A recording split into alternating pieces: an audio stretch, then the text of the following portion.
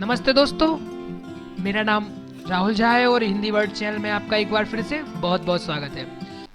दोस्तों, आज हम आपको इस वीडियो में बताने जा रहे हैं कि जो अपना CSC में प्रधानमंत्री आवास योजना आई है, तो ये प्रधानमंत्री आवास योजना क्या है और इसके आपको क्या क्या लाभ हैं और इसका लाभ जो है आप कैसे उठाएंगे और कैसे इसके लिए जो है फॉर्म ऑनलाइन अप्लाई करेंगे। जी हाँ दोस्तों, ये योजना बहुत ही अच्छी योजना है जिसका लाभ ऑल इंडिया में जो है आप इसे ले सकते हैं। हर एक स्टेट में ये मान्य है। तो अगर आप प्रधानमंत्री आवास योजना के बारे में सीखना चाहते हैं तो फिर आप हमारे वीडियो को जो है लास्ट तक का देखते रहिए। तो दोस्तों, स्टार्ट करने से पहले मैं आपको एक बात बता दूं कि अगर आप अभी तक हमारे हिंदी वर्ड चैनल को सब्सक्राइब नहीं किया है तो जब हमारा वीडियो प्ले होता है तो इस तरीके से सब्सक्राइब बटन आपके सामने आता है। आपको यहाँ इस पे क्लिक करना है और हमारे हिंदी वर्ड चैनल को सब्सक्राइब कर लेना है। और आपको ये सब्सक्राइब कर लेना चाहिए क्योंकि हम इसमें अपना CSC internet and technology, mobile, computer, software आदि संबंधित वीडियो को यहाँ पे अपलोड करते रहते हैं, डालते रहते हैं। तो आपको बिना समय गवाए जल्दी से हमारे हिंदी वर्ड चैनल को सब्सक्राइब कर लेना है। और दोस्तों, अगर आपने सब्सक्राइब कर लिया है तो आपका बहुत बहुत धन्यवाद। तो दोस्तों, चलिए शुरू करते हैं। तो जल्दी से हम अपना CSC का ऑफिशियल पोर्टल को ओपन कर लेते हैं। दोस्तों, तो ये देख सकते हैं दोस्तों, हमने अपना CSC का ऑफिशियल पोर्टल को ओपन कर लिया है और लॉग इन भी हो गए हैं। आप भी जल्दी से अपना CSC के ऑफिशियल पोर्टल को जो है ओपन कर लीजिए दोस्तों और इसमें लॉग इन हो जाइए। जैसे ही आप इसमें लॉग इन हो जाते हैं तो आप इसे स्क्रॉल करिए और नीचे चलिए। नीचे चलने के बाद यहाँ पे देखिए आपको G2C सर्विस में आना है। तो दोस्तों, आप जल्दी से G2C सर्विस में आ जाइए। और जैसे ही आप G2C सर्विस में आ जाएंगे तो यहाँ पे देखिए अभी एक नई सुविधा यहाँ पे आई हुई है। नई है अभी प्रधानमंत्री आवास योजना। तो इसे आप यहाँ पे देख लेंगे। यहाँ पे देखिए ये दिया हुआ है, तो आप यहाँ पे इसे देख लीजिए। यहाँ पे देखिए और इस पे आपको क्लिक करना है प्रधानमंत्री आवास योजना पे। तो चलिए इस पे हम क्लिक करते हैं और इसके आगे की प्रोसेस जान लेते हैं। तो दोस्तों, जैसे ही आप इस पे आएंगे तो यहाँ पे देखिए ये पेज आपके सामने ओपन हो जाएगा। यह एक खास तौर से अपना CSC की तरफ से बनाया गया है डिजिटल इंडिया के अंतर्गत। और इस पे जो है आप एक अपने मकान के लिए यानी कि आवास के लिए ऑनलाइन आवेदन कर सकते हैं दोस्तों। तो दोस्तों, यहाँ पे देखिए ये सारा इन्फॉर्मेशन है, इसमें सब कुछ दिया हुआ है और इसमें हम जो है आपको डिटेल स्टेप बाय स्टेप जो है बताने वाले हैं। तो दोस्तों, सबसे पहले तो हम आपको जो है ये प्रधानमंत्री आवास योजना के बारे में कुछ बता दें कि ये प्रधानमंत्री आवास योजना जो है ये केवल शहरी योजना है। जी हाँ, ये केवल शहर के लिए, जो लोग शहर में रह रहे हैं किराए के मकान में और जिनका खुद का अपना मकान नहीं है और कई वर्षों से वो रह रहे हैं, तो इस योजना के लिए वो है जो आवेदन कर सकते हैं। जी हाँ दोस्तों, जिनका खुद का मकान नहीं है या जिनका मकान है भी तो वो कच्चा मकान है, पक्का मकान नहीं है उनका, तो जो है वो इस योजना के लिए ऑनलाइन आवेदन कर सकते हैं बिल्कुल फ्री। तो दोस्तों, इस प्रधानमंत्री आवास योजना में कमजोर वर्ग के व्यक्तियों को जो है लिया गया है। जो है जी हाँ दोस्तों, जो कमजोर से कमजोर वर्ग के व्यक्ति हैं उनको इसमें शामिल किया गया है। ये 2011 की जनगणना के हिसाब से जो भी 4041 जो भी जितने इसमें इतने कस्बे इसमें सम्मिलित किए गए थे, उन्हीं कस्बों में जो है ये सेवा जो है दी जाएगी। तो इसके 3 चरण हैं, प्रथम चरण, द्वितीय चरण और तृतीय चरण। जी, प्रथम चरण स्टार्ट हो गया है 2015 से 2017 तक और जो दूसरे चरण है वो है 2017 से 2019 तक और जो तीसरा चरण है वो है 2019 से 2022 तक। जी हाँ दोस्तों, इन 3 चरण में जो है ये काम किया जाएगा शहरी आवास योजना के लिए। तो चलिए, ये सारी शर्तें हो गई हैं। अब चलिए हम आपका जो है इसका आपको फॉर्म भर के दिखाते हैं स्टेप बाय स्टेप कि कैसे जो है आपको इसका फॉर्म ऑनलाइन फिल करना है। तो दोस्तों, आप अपना CSC के इस पोर्टल पे प्रधानमंत्री आवास योजना का इस नए जो है लिंक पे क्लिक करके जैसे ही आप यहाँ पे आएंगे तो ये देखिए आप इस पेज पे आएंगे। इस पेज पे आने के बाद आप नीचे यहाँ पे आइए और यहाँ पे देखिए एक ऑप्शन आपको मिल जाएगा क्लिक हेयर टू अप्लाई के नाम से। मैं आपको दिखा देता हूँ। ये देखिए यहाँ पे क्लिक हेयर अप्लाई हेयर के नाम से यहाँ पे आ जाएगा। यहाँ पे आप इसे देख सकते हैं। तो आपको यहाँ पे अप्लाई हेयर पे क्लिक करना है। तो चलिए इस अप्लाई हेयर पे हम क्लिक करते हैं और आगे जान लेते हैं। दोस्तों, अप्लाई हेयर पे जैसे ही आप क्लिक करते हैं तो आप इस पेज पे पहुंच जाएंगे। तो दोस्तों, सबसे पहले आपको क्या करना है, अपना eKYC कंप्लीट करना है। तो eKYC कंप्लीट करने के लिए सबसे पहले आपको यहाँ पे अपना आधार नंबर डालना है और अपने जो एनुअल हाउस होल्ड की इनकम है वो इनकम आपको यहाँ से सिलेक्ट करनी है। तो यहाँ पे अपना आधार नंबर डालिए और यहाँ पे अपनी इनकम सेलेक्ट करिए और नेक्स्ट के बटन पे क्लिक करिए। तो चलिए इन्फॉर्मेशन फिल करते हैं और नेक्स्ट के बटन पे जो है क्लिक करते हैं। इसके बाद देखिए दोस्तों, आप यहाँ पे eKYC के पेज पे पहुंच जाएंगे ऑटोमेटिकली। तो यहाँ पे आपको eKYC करवाना है। अगर आप वन टाइम पासवर्ड से करवाना चाहते हैं तो वन टाइम पासवर्ड से करवाइए, और अगर आपके पास फिंगरप्रिंट कोई डिवाइस है तो यहाँ पे आप फिंगरप्रिंट डिवाइस सेलेक्ट कर लीजिए या आइरिस स्कैनर, और उससे जो है यहाँ पे EKYC की प्रोसेस जो है कंप्लीट करा दीजिए। तो चलिए, फिलहाल मेरे पास फिंगरप्रिंट डिवाइस है और मैं यहाँ पे फिंगरप्रिंट डिवाइस से जो है यहाँ पे अपनी EKYC को कंप्लीट करवा लेता हूँ। तो यहाँ पे हम चकमक लगाएंगे और जो है प्रोसेस के बटन पे क्लिक करेंगे। चलिए आगे बढ़ते हैं हम। तो यहाँ पे दोस्तों जैसे ही आप इस पेज पे आएंगे तो यहाँ पे देखिए आपको इस पे यहाँ पे चकमक लगाना है और यहाँ पे अपना थंब जो है स्कैन करवाना है। जिस कस्टमर का जो है आप यहाँ पे फॉर्म फिल कर रहे हैं तो उसका आप यहाँ पे थंब स्कैन करवाइए।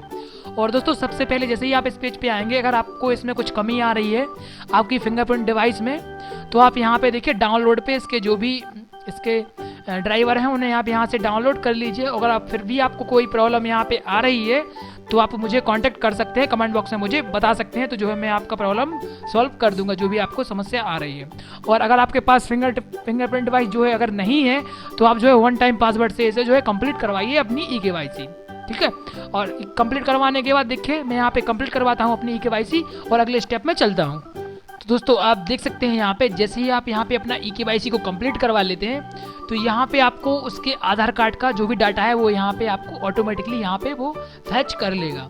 तो यहाँ पे देखिए आपका यहाँ पे आधार नंबर ऑटोमेटिकली आ जाएगा और यहाँ पे जो है आपका नेम कस्टमर का, और यहाँ पे कस्टमर का डेट ऑफ बर्थ, और यहाँ पे कस्टमर का फादर का नेम आ जाएगा, और यहाँ पे जो है उसका एप्लीकेशन नंबर आ जाएगा, और यहाँ पे उसकी एज आ जाएगी। अगर एज उसकी कम है तो यहाँ पे उसका जो है फॉर्म नहीं भरा जाएगा। तो उसकी जो एज है वो जितना कि मैंने पिछले बताया था तो उसकी एज जो है यहाँ पे उतनी ही होनी चाहिए। इसके बाद यहाँ पे देखिए उसका जेंडर सेलेक्ट करिए। आप जो इन्फॉर्मेशन इसमें भरी हुई है तो उसको आप रहने दीजिए, लेकिन जो इन्फॉर्मेशन इसमें नहीं भरी हुई है तो वो इन्फॉर्मेशन आपको इसमें फिल करनी है। तो यहाँ पे देखिए सबसे ऊपर आपको अपनी CSC ID जरूर डालनी है। जी हाँ दोस्तों, जो ऑपरेटर है जो ये फॉर्म भर रहा है VLE है, उसको VLE को अपनी यहाँ पे VLE ID जो है जरूर डालनी है।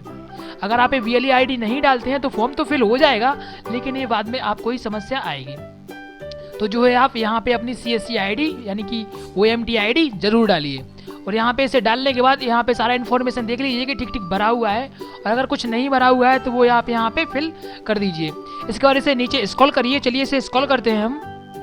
तो यहाँ पे देखिए कुछ लोगों को यहाँ पे प्रॉब्लम होगा, तो यहाँ पे मैं उन्हें बता दूं कि यहाँ पे आपको कस्टमर की जो कैटेगरी है वो कैटेगरी को सिलेक्ट करना है, वो अपने आप को किस कैटेगरी के अंदर रखना चाहता है। सबसे पहले देखिए मैं आपको वहाँ पे दिखा दूं, इसकी कुछ कैटेगरी में से बांटा गया है, 4 कैटेगरी में से डिवाइड किया गया है। सब कैटेगरी का अलग अलग प्रॉफिट है, अलग अलग लाभ है। तो यहाँ पे आप वो कैटेगरी देख सकते हैं, यहाँ पे मैं दिखा दूँ आपको वो। तो यहाँ पे आप देखिए ये 4 कैटेगरी में से रखा गया है। ये देखिए 4 कैटेगरी आप देख सकते हैं। तो यहाँ पे जिस कैटेगरी में आप वहाँ पे उसे लगाना चाहते हैं तो उस कैटेगरी को यहाँ पे आप सेलेक्ट कर लीजिए। यहाँ पे सबका प्रॉफिट यहाँ पे लिखा हुआ है। यहाँ पे इसकी जो है LL उस श्रेणी में वो आता है, EWS में आता है, LIG में आता है। यहाँ पे सारा ब्यौरा आपको दिया हुआ है। तो इस तरीके से आप वहाँ पे उसको सिलेक्ट कर लीजिए उसकी कैटेगरी को। और इसको सिलेक्ट करने के बाद तो दोस्तों कैटेगरी सिलेक्ट करने के बाद आप यहाँ पे देखेंगे कि आपको यहाँ पे पूरा एड्रेस सेलेक्ट करना है। यहाँ पे देखिए सन ऑफ यहाँ पे डला हुआ है, इसे आपको रिमूव कर देना है, क्योंकि अगर आप इसे रिमूव नहीं करेंगे तो आपका ये फॉर्म है सबमिट नहीं होगा। तो सन ऑफ को आप रिमूव कर दीजिए। और यहाँ पे अपना मेल ID है, ऑटोमेटिकली आपके आधार कार्ड पे से उठ के यहाँ पे फैच होके यहाँ पे आ जाएगा। अगर नहीं आता है तो आप यहाँ पे इसे डाल भी सकते हैं। इसके बाद यहाँ पे देखिए अपना एड्रेस है उसे सेलेक्ट कर लीजिए। यहाँ पे अपना डिस्ट्रिक्ट है उसे सेलेक्ट कर लीजिए। और यहाँ पे अगर आप इसे परमानेंट एड्रेस को सेम एड्रेस को दोनों एक ही रखना चाहते हैं तो यहाँ पे देखिए सेम एज प्रेजेंट एड्रेस, यहाँ पे आपको चेकमार्क लगा देना है, यस पे क्लिक करना है। जैसे ही आप यस पे क्लिक करेंगे तो ये देखिए सारा इन्फॉर्मेशन आपका ये नीचे आपका ऑटोमेटिकली फिल हो जाएगा। और जैसे ही आपको फिल हो जाता है तो आप नीचे स्क्रॉल करेंगे इसे, तो यहाँ पे आप नीचे आएंगे तो नीचे आपको यहाँ पे देखना है कि यहाँ पे जो आपको अपने फैमिली मेंबर्स की पूरी डिटेल्स जो है डालनी है। इन्फॉर्मेशन पूरा देना है आपका कि आपके परिवार में कितने पारिवारिक सदस्य हैं। उन सदस्य का आप यहाँ पे नाम देते जाइए क्लिक करके और यहाँ पे उन्हें ऐड करते जाइए। और जब आपके सारे परिवार के ऐड हो जाएं तो ऐड करने के बाद यहाँ पे देखिए आपको उनका रीज़न है वो आप यहाँ से अपना रीजन सेलेक्ट कर लीजिए कि आप हिंदू हैं, मुस्लिम हैं, सिख हैं, क्रिश्चियन हैं, जो भी आप हैं यहाँ पे वो आप सेलेक्ट कर लीजिए। इसके बाद यहाँ पे अपना कास्ट सेलेक्ट कर लीजिए, आप किस में आते हैं, OBC में आते हैं, ST में आते हैं या SC में आते हैं या आप जनरल में आते हैं, जिसमें भी आप आते हैं यहाँ से आप सेलेक्ट कर लीजिए। इसके बाद यहाँ पे अपना बैंक चुन लीजिए, जिस बैंक में आपका अकाउंट हो वो आप यहाँ से अपना बैंक चुन लीजिए। तो यहाँ से आप कोई भी यहाँ से अपना एक बैंक चुन सकते हैं, जो भी आपका बैंक हो। तो फिलहाल मैं यहाँ पे जो है पे ये देखिए कॉरपोरेशन बैंक यहाँ पे चुन लेता हूँ। इसके बाद यहाँ पे ब्रांच चुन लीजिए, अभी ऑटोमेटिकली यहाँ पे ब्रांच आ जाएगा। और यहाँ पे आपको ब्रांच चुनने के बाद ब्रांच नेम आपको यहाँ पे चुनना है और यहाँ पे अपना अकाउंट नंबर यहाँ पे देना है, बैंक अकाउंट नंबर। और यहाँ पे बैंक अकाउंट नंबर को कंफर्म करना है। कंफर्म करने के बाद यहाँ पे देखिए आपको यहाँ पे IFSC कोड देना है। जब आप दोनों बार यहाँ पे अपना अकाउंट नंबर को कंफर्म कर देंगे, यहाँ पे डाल देंगे, यहाँ पे कंफर्म कर देंगे, तो यहाँ पे आप अपना IFSC कोड डाल दीजिए। IFSC कोड आपको अपनी पासबुक पे मिल जाएगा। अगर पासबुक पे नहीं मिलता है तो आप इंटरनेट पे सर्च भी कर सकते हैं, तो वहाँ से भी आपको ये IFSC कोड मिल जाएगा। इसके बाद यहाँ पे देखिए आपको सिटी यहाँ पे सिलेक्ट कर लेनी है। इस सिटी के अंतर्गत आप यहाँ पे आते हैं तो ये देखिए यहाँ पे जितने साल से आप उस शहर में रह रहे हैं तो यहाँ पे उसका ब्यौरा दीजिए कि आप कितने साल से उस शहर में रह रहे हैं, कितना दिन आपको वहाँ पे हुआ है। तो इसके पहले मैं आपको बता दूं कि अगर आपके यहाँ पे अगर आपका बैंक नहीं आता है तो आप परेशान मत होइए। अगर आ जाएगा तो ठीक है, लेकिन नहीं आता है तो कोई बात नहीं। आपको इन बातों का ध्यान रखना है कि जिन पर ये स्टार मार्क लगा हुआ है ये आपको फिल करने ही करने हैं, ये कंपलसरी है। अगर ये फिल नहीं करते हैं आप तो आपका जो फॉर्म है वो फिल नहीं होगा। तो यहाँ पे इसके बाद आप यहाँ पे नीचे आएंगे तो यहाँ पे देखिए आपको अपना मैरिज स्टेटस डालना है कि आपका मैरिज हुआ है, यानी कि शादी हुआ है या नहीं हुआ है, तो वो आप यहाँ पे इन्फॉर्मेशन डाल दीजिए। इसके बाद देखिए आपको यहाँ पे नीचे आना है और यहाँ पे नीचे आप आएंगे तो यहाँ पे अगर आप किराए से रह रहे हैं तो यहाँ पे आपको उनका यहाँ पे सारा ब्यौरा डालना है।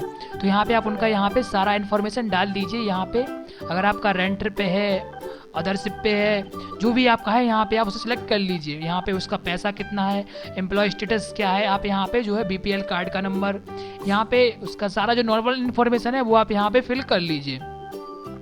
तो यहाँ पे आप उनका मंथली इनकम जो है हाउस होल्ड, वो यहाँ पे आप एवरेज मंथली इनकम कितना है वो आप यहाँ पे डाल दीजिए। तो यहाँ पे आप ये सारी इन्फॉर्मेशन भर देंगे।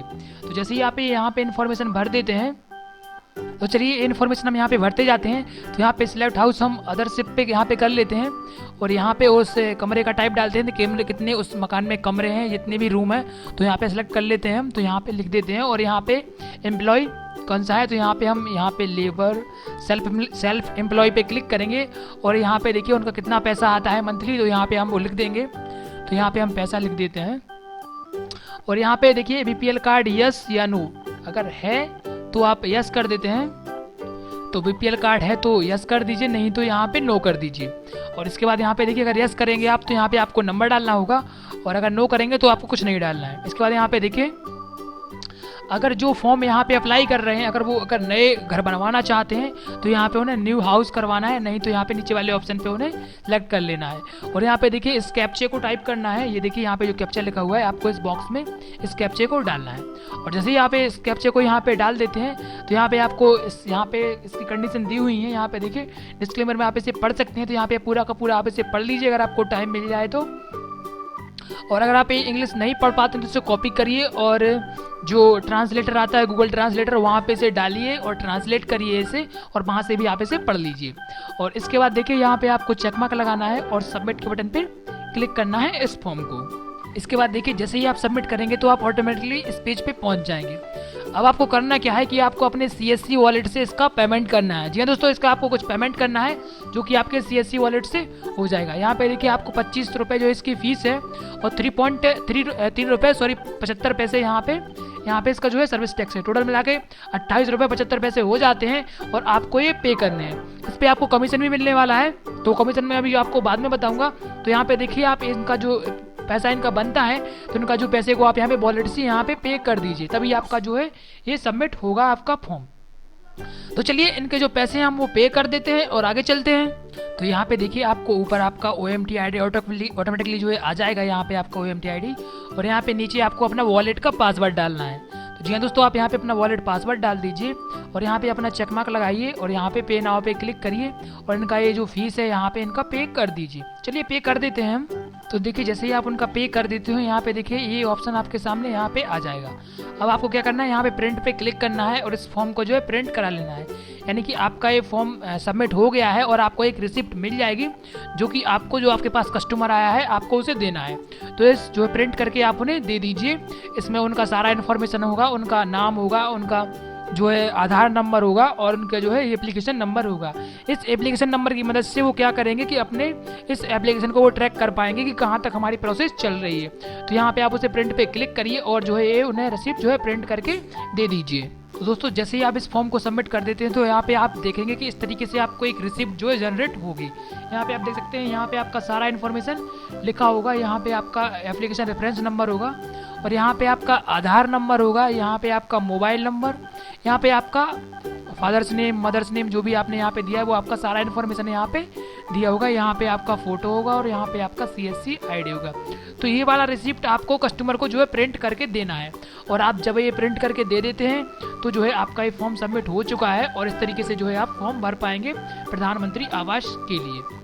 दोस्तों किस तरीके से आपको इस फॉर्म भरने में कोई समस्या आती है, कोई प्रॉब्लम आती है तो आप कमेंट बॉक्स में मुझसे पूछ सकते हैं। तो उम्मीद करता हूं दोस्तों कि आपको ये हमारा वीडियो पसंद आया होगा। अगर वीडियो पसंद आया है तो शेयर करें, लाइक करें और हमारे हिंदी वर्ड चैनल को सब्सक्राइब करना बिल्कुल मत भूलिए। दोस्तों हमारा वीडियो देखने के लिए और हमें सपोर्ट करने के लिए आपका बहुत बहुत धन्यवाद।